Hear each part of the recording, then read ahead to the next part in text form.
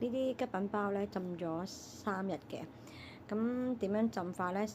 首先咧要洗乾淨佢啦，跟住喺個鮑魚嘴度剪開，洗一洗佢啲沙啦，跟住咧又擺翻雪櫃度浸呢個咧就浸咗3日嘅。跟住咧今日有1斤多啲排骨啦，1隻老雞啦，金華火腿呢啲就先出水，凍水落鑊，跟住洗乾淨啦。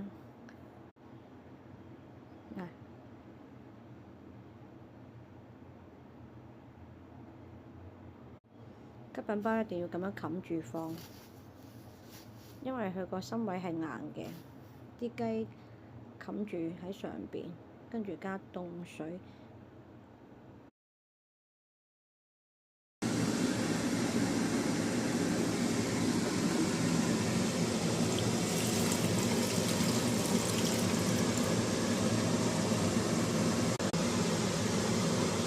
頭先唔記得加瑤柱，掉啲瑤柱有味，千祈就唔好擺鹽就得㗎啦。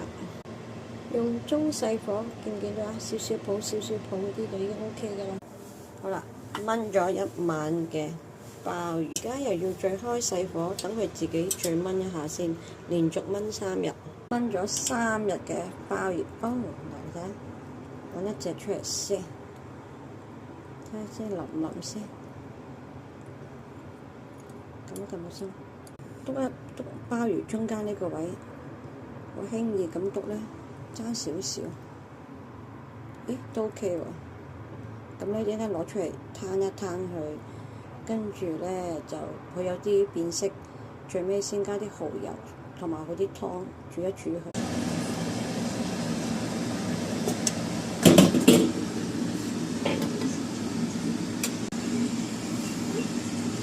等佢攤一攤佢，跟住攞啲蠔油，加埋啲高湯就已經 OK 嘅啦。